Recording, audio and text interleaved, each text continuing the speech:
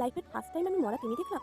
আর আজকে কোথায় গেছিলাম আর কি করলাম, হ্যাঁ সবটাই তোমাদের সাথে শেয়ার করবো। তাহলে চলো শুরু করা যাক। হ্যালো সবাইকে, তোমরা সবাই কেমন আছো? আশা করি খুব ভালো আছো। আজ সকাল থেকে মন করছিল বিকেলে কোথাও ঘুরতে যাওয়ার কথা, তাই চটপট রেডি হয়ে বেরিয়ে পড়লাম। না না, আমি একা নই, আমার সাথে আমার এই দুই বান্ধবীও যাচ্ছে। আসলে বাড়ির সামনে কোথাও ঘুরতে যাওয়ার জন্য আমার এই দুই বান্ধবী সবসময় আমার সাথে যায়। যে দিক দিয়ে আমরা যাচ্ছি তার পাশে আমাদেরই পাড়ার ছেলেগুলো ক্রিকেট খেলছিল। যেহেতু ক্রিকেটের কিছু বুঝি না আমরা, তাই জন্য তাকে ইগনোর করে আমরা সামনের দিকে এগিয়ে গেলাম। আর এখানে আমাকে শেখাচ্ছিল কিভাবে ব্লগিং করা হয়। আসলে ফার্স্ট টাইম আমি ব্লগিং করছি তো, ওই জন্য এরা একটু লেগ ফুল করছে।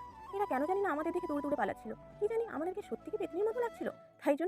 তাই একবার আমরা নিজেদের দেখে নিলাম, না না বেশ ঠিকই আছে। ফাইনালি আমরা পৌঁছে গেলাম সমুদ্রের ধারে।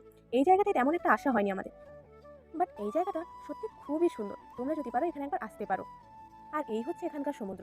সত্যি কথা বলতে গেলে সমুদ্রের পাশে এলে এক আলাদাই মানসিক শান্তি মেলে মনকে। আর এখানে এসে আমরা বেশ অনেকগুলোই ঝিনুক পেয়েছিলাম, বাট সেগুলো অনেকটাই ভাঙাচোরা ছিল। আমি সমুদ্রে পা ভেজাতে না ভেজাতেই পেছনে দেখি আমাদের বালিতে নাম লেখা শুরু করে দিয়েছে। আমরা সমুদ্রে আসবো আর বালিতে নিজেদের নাম লিখবো না, এটা হতেই পারে না। আমাদের মতো কে কে সমুদ্রে এসে বালিতে নিজেদের নাম লেখো, এটা অবশ্যই কিন্তু কমেন্ট করে দিয়ে যাবে। সমুদ্রের ধারে এসে ঝিনুক আর এই বালিতে নিজের নাম খোদাই, এ দুটো তো মাস্ট হবেই হবে।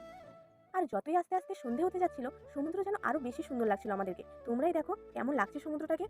এদিকে বাড়ি ফেরার পথে আমরা এই সামনে দেখতে পাই একটা বড় মাছ পড়ে আছে। এটাকে কি মাছ বলে সেটা তো জানি না, বাট দেখে মনে হচ্ছিল যেন তিমি মাছ। আর আমাদের সামনে যারা যারা যাচ্ছিল তারা আমাদেরকে সাবধান করছিল যাতে পাশে যেতে না, কারণ ওরা বলছিল এটা নাকি ফেটে যাওয়ারও চান্স থাকে। তাই আমরাও কোনো রিস্ক নিলাম না, আর সন্ধ্যের সময় বাড়ি ফিরে এলাম। দেখা হচ্ছে পরের ভিডিওতে। যদি ভালো লাগে লাইক সাবস্ক্রাইব করে দিও।